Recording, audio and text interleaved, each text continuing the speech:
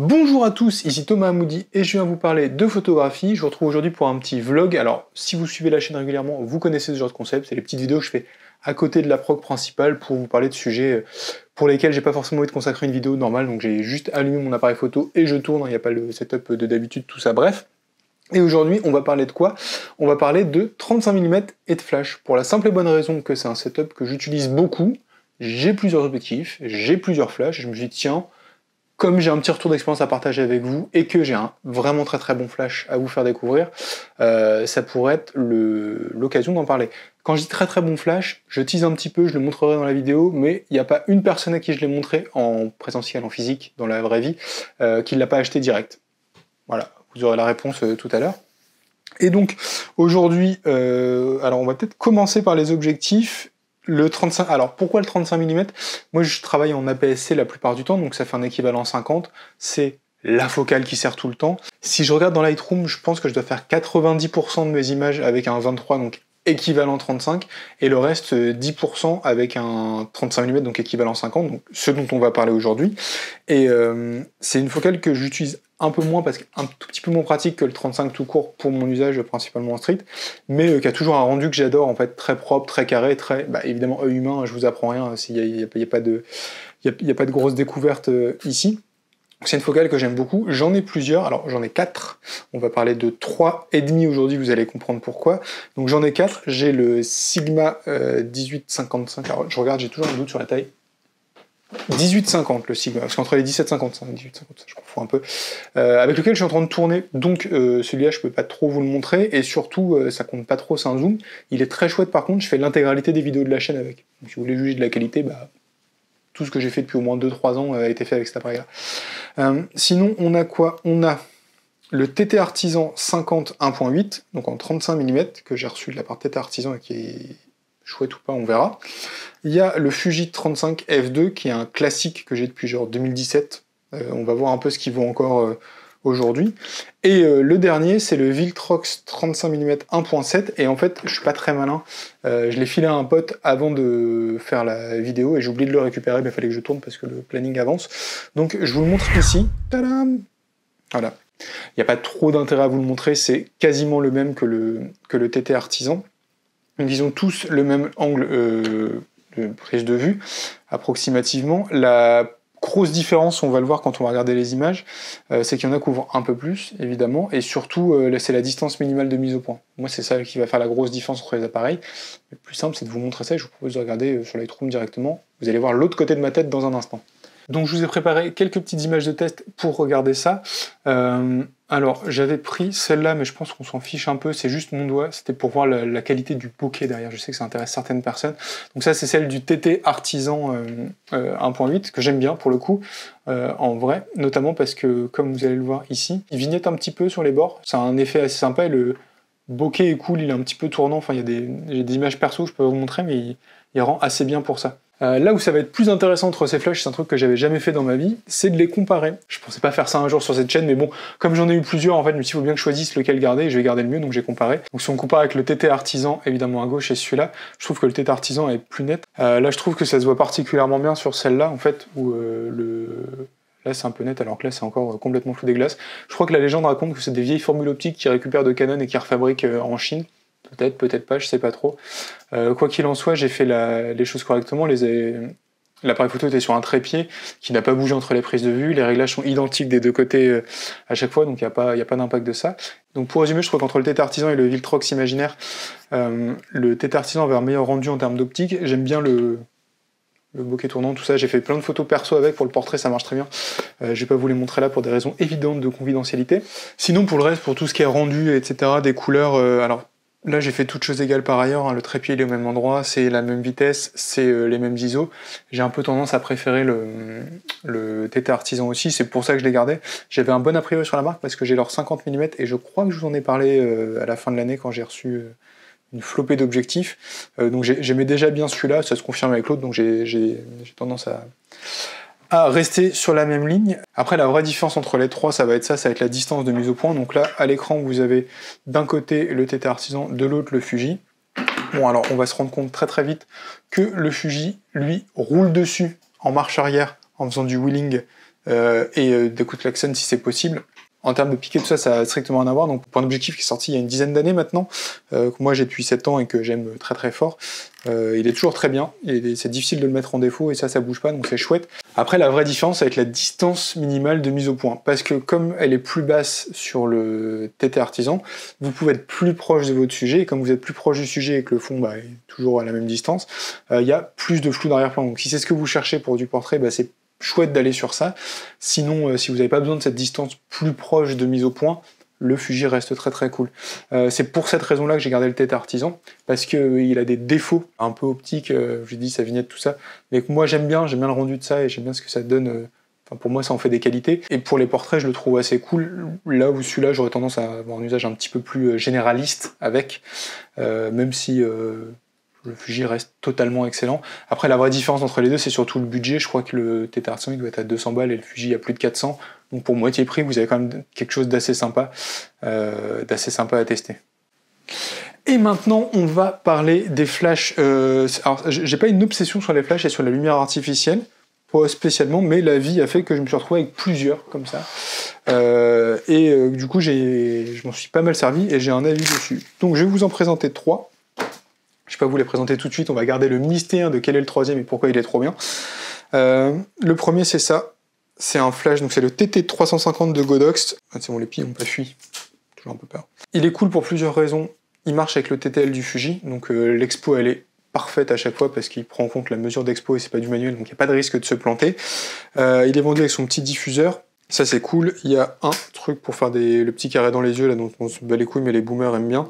Et il y a un diffuseur si jamais vous avez un grand angle. Il est orientable dans tous les sens, on peut le mettre sur le côté et tout ça, on peut faire plein de trucs avec. Donc ça c'est très très chouette. Le défaut qu'il a, c'est qu'il est un peu gros et extrêmement visible, donc si vous mettez ça sur un petit appareil, comme on va en parler juste après, vous vous rendez compte qu'il va y avoir un problème niveau visibilité. Il y a plein de fonctions dessus, moi je m'en sers pas des masses, je me sers surtout du mode auto, je mets l'angle et puis terminé, ça roule.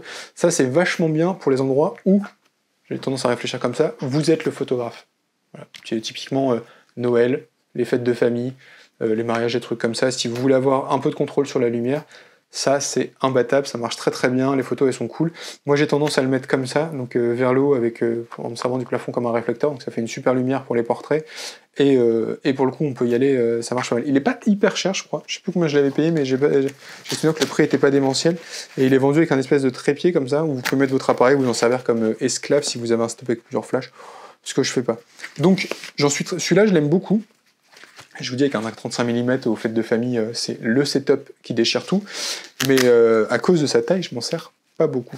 Même si je suis très satisfait à chaque fois que je m'en sers. On a le nouveau, le petit Challenger, qui a une tête un peu chelou. Hein. Il a un look de rétroviseur intérieur de voiture des années 70. En même temps, c'est le nom, il s'appelle Vintage. Ça, c'est quoi? Donc ça, c'est Viltrox qui me l'a envoyé aussi. Et non, je vais pas torturer Viltrox toute cette vidéo. Celui-là, il est cool.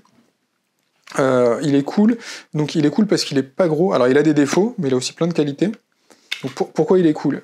Il coûte pas cher, je crois qu'il a 40 balles ils m'ont dit, il est pas sorti en public quand je tourne cette vidéo, donc j'ai pas le prix définitif, mais de ce que j'ai compris, il serait dans ces prix là, enfin j'ai compris 42 $, 40 €, un truc comme ça je pense, entre 35 et 50, voilà, vous le paierez ce prix là, ce qui est hyper raisonnable pour un petit flash comme ça. Donc c'est un flash qui est manuel, il n'y a pas de mesure, etc., donc il faut le régler à la main. En vrai, on s'habitue plutôt vite à ça, c'est pas trop un problème. En fonction de la puissance du flash, on les connaît et j'avais un peu peur au début, en fait, je m'en sors très très bien en manuel. Il a un look sympa et il est léger. Le défaut principal, c'est ça. Donc voilà, j'ai un petit appareil à la con, on s'en fout, c'est pour la démo. Si vous le mettez sur un appareil de taille d'un Ricoh, c'est pas ouf. Voilà, vous avez une espèce de planche de skate juste au-dessus, ça déséquilibre à mort, c'est pas terrible. Donc pour un petit appareil, ça marche pas terrible. Par contre, sur le Fuji, avec lequel je tourne, donc je peux pas vous montrer, donc un format réflexe, là ça marche super bien parce que ça met un peu de poids vers l'avant, mais comme il y a déjà l'objectif, ça déséquilibre pas trop, ça reste assez naturel et ça marche bien. Donc celui-là, je m'en sers quand je veux plus léger que le Godox, je veux juste prendre un petit truc 35 mm et ça, je pars avec les deux et pour le coup, ça marche super. Ça marche super et c'est un rendu assez cool. Donc en fait, il est pas directionnel, vous pouvez juste envoyer l'éclair devant. Donc c'est un rendu très, je vais vous montrer, mais très photo souvenir des années 90 de quand moi j'étais gamin. Donc je suis un peu nostalgique de ça, donc forcément ça me plaît. C'est vendu avec un diffuseur. que j'ai rajouté.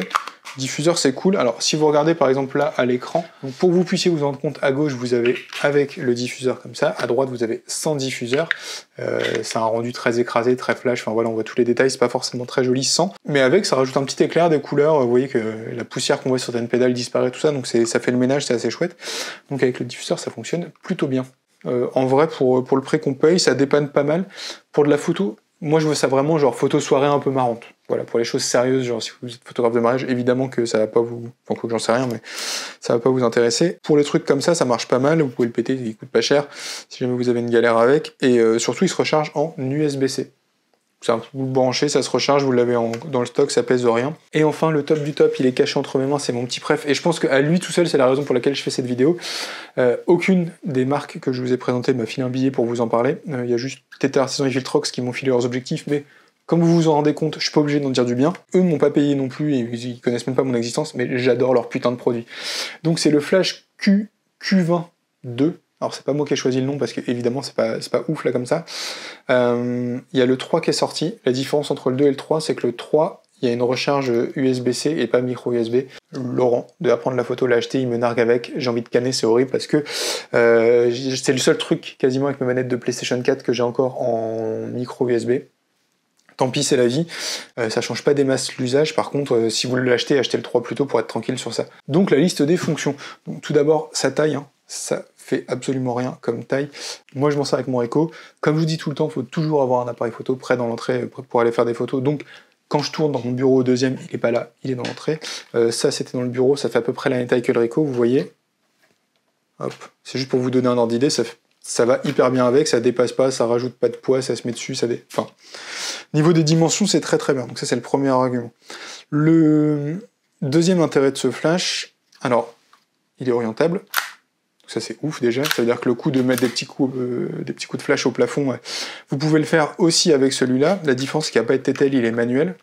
Moi ça me choque pas, en général, maintenant ce que je fais c'est que si c'est une soirée, au début de la soirée, je le règle, et après ça bouge plus et la lumière bouge plus de toute façon parce que souvent il fait noir. Donc je me pose pas trop la question. Et en street, j'ai mes habitudes sur la puissance. Je sais que s'il fait très jour, je vais le mettre entre 1,32e et 1,16e. S'il fait moins jour, je vais le mettre entre 1,64 et 1,32e. Et globalement, ça fait le travail. Donc, déjà, petit, compact, orientable. Vous pouvez mettre des gels dedans. Et là, encore une fois, ils sont dans ma banane en bas, c'est pas très grave, ils sont vendus avec. Je vous mets une image à l'écran, comme ça vous pouvez vous en rendre compte. Ça permet de mettre un petit coup coloré. Alors, la plupart servent pas à grand chose. Il y en a juste un qui est orange, qui sert beaucoup en intérieur, je trouve, pour, encore une fois, les soirées. Quand il y a de l'éclairage un peu chaud, mais que vous voulez pas mettre un coup de flash blanc et que vous voulez que le coup de flash matche les couleurs de la maison. Ça marche très très bien, c'est assez chouette. Pour le coup, il vaut 110 balles. Je n'ai pas donné les prix, mais pour le prix, c'est imbattable. Vous pouvez le mettre en mode flash, vous réglez la puissance et ça va déclencher avec la hot shoe, comme ça. Vous pouvez le mettre aussi en mode, attention, vidéo, donc c'est-à-dire que vous pouvez filmer avec et vous en servir comme lumière d'un point pour filmer. Ce qui est assez sympa, c'est qu'il a un mode qui est là, qui s'appelle modeling. Donc le mode modeling, c'est assez cool. En fait, il met la lumière, vous allez voir derrière, la lumière du flash au même niveau que la lumière de la lampe LED. Donc en fait, vous prenez votre flash, vous réglez la lumière avec comme ça, et ensuite, il va déclencher, il va couper le flash et mettre que l'éclair, comme ça. Et après, il se rallume. Donc ça sert à quoi? Ça sert à... Si par exemple vous êtes avec un modèle, vous êtes en train de shooter, vous vous dites, tiens, j'aimerais bien mettre un éclair de flash, mais je sais pas trop comment le régler pour les ombres, tout ça. Avec ça, vous vous en servez pour régler où est-ce que vous mettez votre éclair et tout. Et une fois que vous déclenchez, ça fait le coup de flash comme vous voulez. Pourquoi je fais ça avec ma main? C'est parce que, attention les yeux, hop, c'est un flash qui est sans fil, donc en fait vous mettez ça sur votre appareil photo, l'autre vous l'avez dans votre main, et vous pouvez déclencher comme ça. Donc c'est comme ça que je fais mes photos de photographie de rue. Alors plutôt l'inverse, moi j'ai tendance à mettre le flash là, sur la bandoulière de la banane et à shooter comme ça. Le fait qu'il soit déporté, ça rend vachement bien, c'est comme ça que je fais les photos de rue avec des lumières un peu bizarres, c'est en le déportant tranquillement. Pour ce qui est de l'alimentation, là encore une fois c'est cool, vous avez des piles, donc les piles on en trouve partout sur la planète, c'est vachement bien, et il y a un petit bouton de l'autre côté, micro USB comme je l'ai dit. Pourquoi? Parce que vous pouvez charger les piles rechargeables avec le flash. Donc pour les petits chanceux qui ont la version avec un câble USB-C, c'est un flash sur batterie, quasiment, il n'y a pas besoin de piles. Encore une fois, c'est très pratique. Et vous avez deux modes, alors Slave 1 et Slave 2.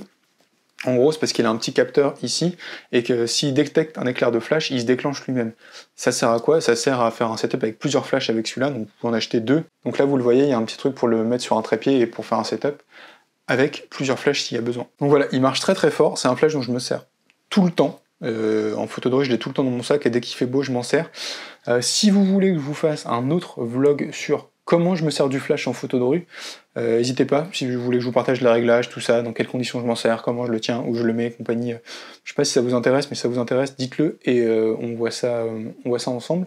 En tout cas, merci à tous d'avoir regardé cette vidéo jusqu'au bout, j'espère que ce petit retour d'expérience technique sur les 35 mm et les flashs vous sera utile et vous aidera à vous décider. Voilà, j'ai essayé d'avoir des options pas chères et efficaces à vous montrer. Si ça vous plaît, n'hésitez pas à le dire en commentaire. Si vous avez d'autres conseils de matos trop bien, pareil, des bons plans un peu comme ce flash pas cher, efficace et qu'on apprécie bien, n'hésitez pas. Moi je vous dis à la prochaine pour je sais pas quoi. Je sais pas de quoi on va parler, mais on verra bien d'ici là. Prenez soin de vous, prenez des photos, shootez au 35 mm et salut!